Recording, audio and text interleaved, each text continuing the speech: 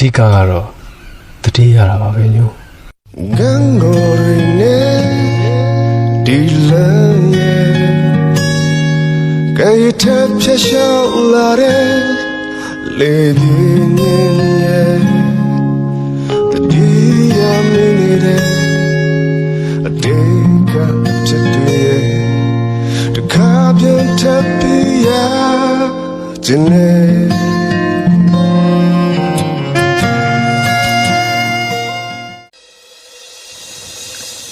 ရှင်တော့ကလို့ပြောလိုက်ရင်ကျွန်တော်တို့ရဲ့စိတ်အာရုံတွေဟာဟိုးလွန်ခဲ့တဲ့2019ခုနှစ်ဝန်းကျင်စီကိုပဲပြန်ရောက်သွားတတ်ကြတယ်မဟုတ်လားအခုလိုမိုးတွေရွာနေတဲ့အချိန်မှာ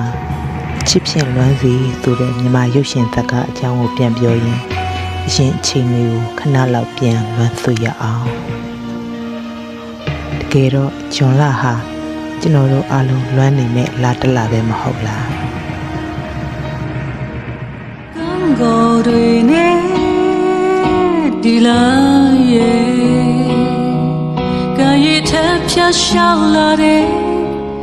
လေပြင်းရဲ့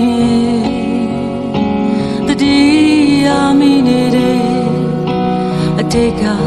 အဖြစ်တွေရဲ့တခါပြန်ထပ်ပြီးရခြင်းနဲ့ချစ်ဆိုတာလေတာကွယ်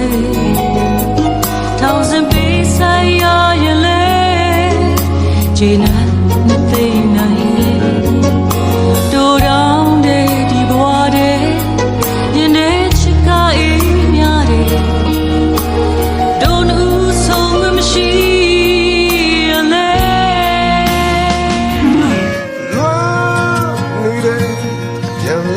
မိုးရီရွာလာရင်လွမ်းစရာတွေတပုံတပင်ပေါ်လာတတ်တာလေတဘာဝပဲမဟုတ်လားနှစ်ပေါင်းရာကျော်တည်ရှိခဲ့တဲ့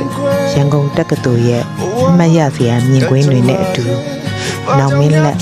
မိုးမူနဲ့ညိုတို့ရဲ့ခံစားချက်တွေကိုပုံမပေါ်လွင်ထိရှာစေတဲ့နောက်ခံမျိုးစစ်နဲ့ဇက်ဝင်တီးသချင်းတွေကလည်းလွမ်းပေါ်ကိုအလွမ်းဆက်ရှင်ကိုနှင့်စေခဲ့ပါတယ်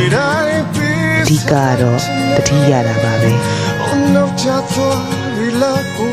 တီးတော့တယ်အချစ်တွေနဲ့လွမ်းနေတယ်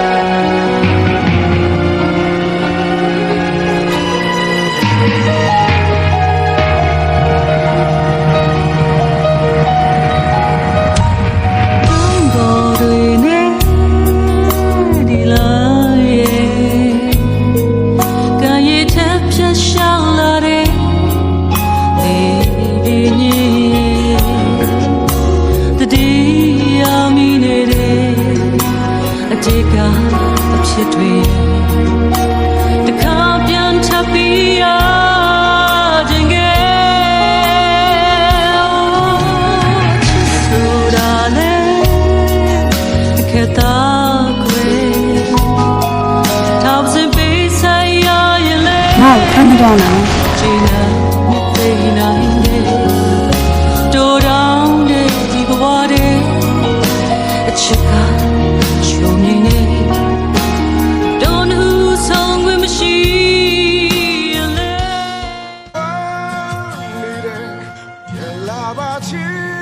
ကျွန်တော်တို့အားလုံးရဲ့မှတ်ဉာဏ်ထဲမှာငယ်ရွယ်နုပြမှုနဲ့လွတ်လပ်ပျော်ရွှင်မှုတွေအနုပညာခံစားမှုနဲ့အနုပညာဖန်တီးမှုတွေအားလုံးဟာလုံခြုံနှွေးထွေးတဲ့ရဝန်းတစ်ခုထဲမှာရာသီအလိုက်ဖူးပွင့်ခဲ့ကြဘူးတယ်ဆိုတာဟာ